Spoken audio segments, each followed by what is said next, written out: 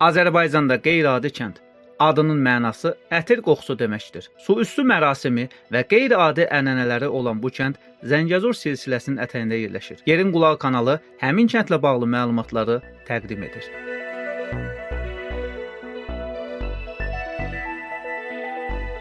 Videomuza keçməzdən öncə kanala abunə olmağı unutmayın. Sizin dəstəyiniz bizim üçün önəmlidir.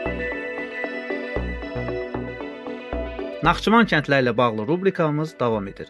Bu dəfə yolumuz Naxçıvan Muxtar Respublikasının Ordubad rayon ərazisində yerləşən Tivi kəndinədir. Kənd rayon mərkəzindən təqribən 60 km şimal-qərbdə Ordubad-Bist avtomobil yolunun kənarında Zəngəzur silsiləsinin ətəyində yerləşir. Oikonim ərazidəki mineral bulaqların adı ilə bağlıdır.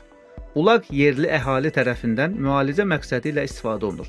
Toponimiyada Tivi bataqlıq, göl, su dolan yer, su şırnağı mənalarında işlənir. Qədimliklə müasirliyin vəhdət təşkil etdiyi Ordubad rayonunda Tivi kəndinin özünə məxsus yeri var.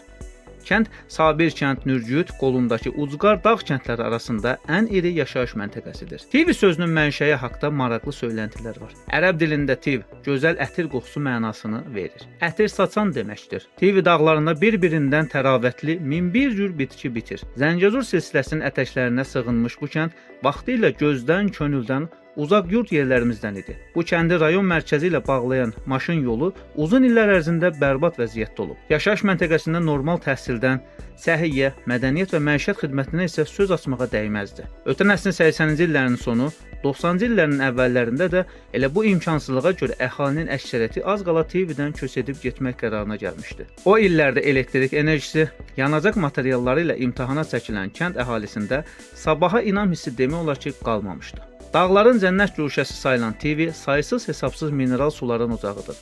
Kənd əhalisi bağçılıq, əkinçilik, heyvandarlıq və arıçılıqla məşğuldur. Kənddə saysız hesabsız mineral bulaqlar mövcuddur.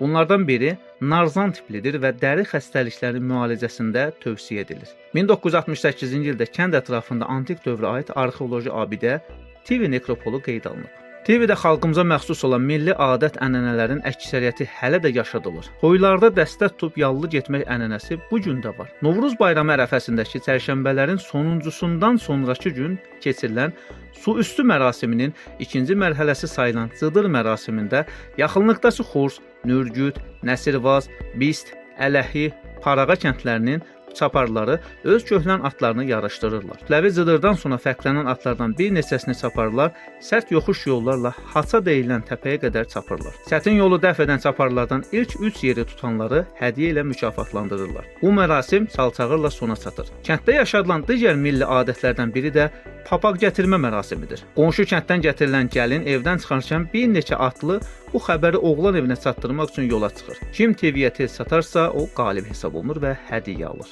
Tividə əhalinin əsas məşğuliyyət növü kənd təsərrüfatıdır. Bu yurt yerinin əhalisi təsərrüfatın arıçılıq, bağçılıq və heyvandarlıq sahələri ilə məşğul olur. Sakinlər kəndin təbii və iqlim şəraitinin əlverişli olmasından istifadə edərək yüksək nəticələr əldə edirlər. Burada son tunç və antik dövrlərinə aid maraqlı abidələr, nekropol və yaşayış yeri var. Gəmi qaya rəsmləri Tivi kəndinin şimal-şərqindədir. Kənddə tam orta məktəb, tibb məntəqəsi, mədəniyyət evi yerləşir. Tivi kəndi özündə qədim ənənələri yaşadır. Burada Azərbaycanın bir çox bölgəsində olduğu kimi kiçik çillərin axırıncı cümə axşamı Xıdır Nəbi mərasimi keçirilir. Bu vaxt evlərə papaq atılır.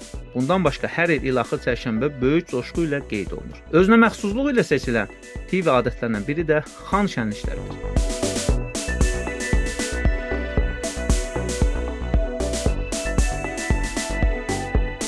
Bir neçə il bundan qabaq Tividə müasir məktəb binası, kənd mərkəzi, həkim ambulatoriyası və xidmət mərkəzi istifadəyə verilir. 3 mərtəbəli olan kənd mərkəzində icra nümayəndəliyi, bələdiyyə, rabitə, post və mədəni xidmətlər üçün şərait yaradılıb. 2 mərtəbəli məktəb binasında isə təhsilin müasir tələblər səviyyəsində həyata keçirilməsi üçün lazım olan bütün şərait təmin edilir.